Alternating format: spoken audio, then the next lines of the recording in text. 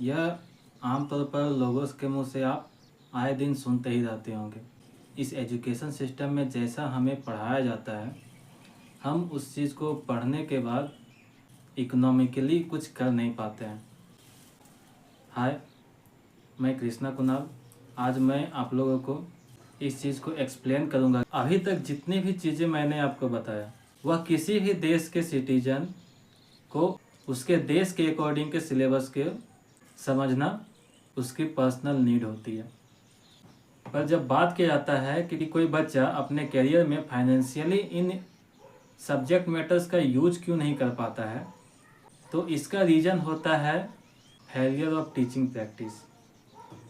कि education policy जो है उसे किस तरह से इम्प्लीमेंटेशन किया गया है। फॉर एग्ज़ाम्पल, मैं एक क्लास का उदाहरण लेता हूँ। किसी क्लास का मैथ्स का अलग अलग पोर्शन में एक आपका नंबर सिस्टम होता है, एक आपका होता है मेंसुरेशन, एक होता है ज्योमेट्री, एक होता है स्टैटिस्टिक्स। मान के चलिए कि मेरा बच्चा नंबर सिस्टम कुछ अच्छा खास समझ नहीं रहा है, मेंसुरेशन भी कुछ खास समझ नहीं रहा है, मगर उसका ज्योमेट्री बहुत ही अच्छा है।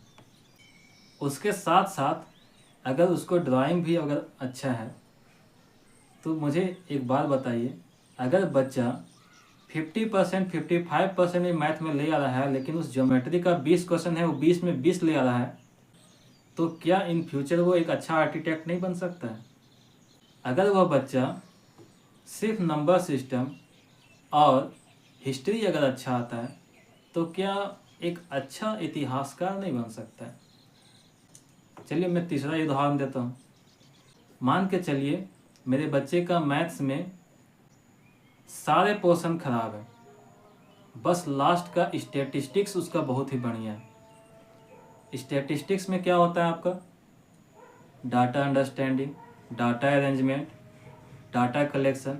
अगर वो डाटा के साथ खेलना जान रहा है और उसका अगर सोशल स्टडीज़ में इकोनॉमिक्स बेटर है, इसके साथ अगर उसका लैंग्वेज स्किल एवरेज भी है, क्या वो मैनेजमेंट में बढ़िया नहीं कर सकता है? यह मैं उदाहरण दे रहा हूँ किसी पर्टिकुलर सब्जेक्ट के पर्टिकुलर टॉपिक में बेस्ड होने का। पर आप और हम टीचर्स और पेरेंट्स दोनों बच्चों से एक्सपेक्ट करते हैं कि वो अपने एकेडमिक्स में हर एक सब्जेक्ट में हर एक टॉपिक में बेस्ड हो। क्या उस बच्चे पे बर्डन नहीं है? अगर मेरा बच्चा बाकी हर एक सब्जेक्ट में हर एक टॉपिक में एवरेज हो, पर वो गिने चुने पर्टिकुलर टॉपिक्स में सबसे बेस्ट हो जिसमें उसको इंटरेस्ट है, क्या उसको लेकर वो आगे जाके अपना करियर नहीं बना सकता है? पर हम और आप फोर्स क्या कर रहे हैं कि उसको हर एक टॉपिक में हर एक सब्जेक्ट में बेस्ट होना चाहिए। तो क्या जो पोर्शन उसको सबसे बेस्ट समझ में आ रहा था उसमें वो टाइम देने का मौका दिए हम? सोसाइटी में जितने भी पेरेंट्स हैं उन्हें इस बात का समझ नहीं है कि एजुकेशन फ्रेमवर्क कैसे डेवलप किया गया है। कई टीचर्स भी होने के ऐसे होंगे, हो सकता है कि उन्हें भी समझ में ना आता हो कि सब्जेक्ट मैटर्स को कैसे रियल लाइफ के साथ कोरिलेट किया जाए, बच्चों को कैसे ये समझाया जाए कि जिस चीज़ को आप पढ़ते हो वो आपका रियल लाइफ में कैसे काम देगा। हो सकता है कि टीचर को भी ये समझ में नहीं आए, और इस वजह से अगर बच्चा पे हम ये प्रेशर डाल दें कि उसको हर एक सब्जेक्ट में बेहतर होना है, तो उसको वो मौका छीन रहे हैं उस पर्टिकुलर टॉपिक्स में बेस्ट होने का जिसमें वो आगे जाकर अपना करियर चूज कर सकता था और सबसे बेहतर कर सकता था। और यही जो वीकनेस है जो हम बच्चों में फोर्सफुली इम्पोज करते हैं, इसके वजह से बच्चा लाइफ में आगे कुछ कर नहीं पाता है। क्योंकि हम जब बड़े होकर इस बात को नहीं समझते हैं कि उसका पढ़ाई कहाँ पे आगे कैसे काम देगा, तो कल परसों जन्मा हुआ बच्चा जो अभी बस सीख ही रहा है, उससे हम कैसे एक्सपेक्ट कर सकते हैं कि वो अपना करियर बना लेगा? यह तो हमारा काम होना चाहिए था, हम पेरेंट्स का, टीचर्स का।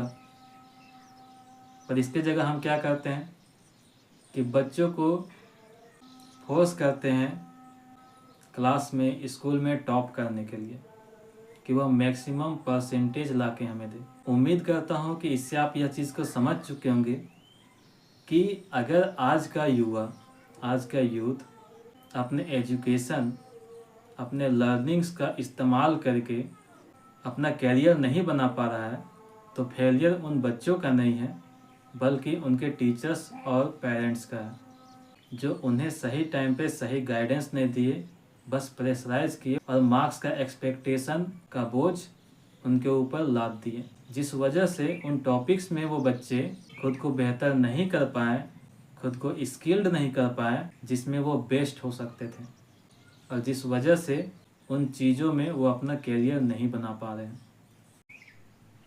आप मेरी इस वीडियो को यहाँ तक देखें, इसके लिए थैंक्स। उम्मीद करता हूँ कि आप अपने डाउट्स नीचे कमेंट करेंगे, ताकि मैं ऐसे और भी वीडियोज़ आपके लिए लेकर आ सकूँ। Thank you.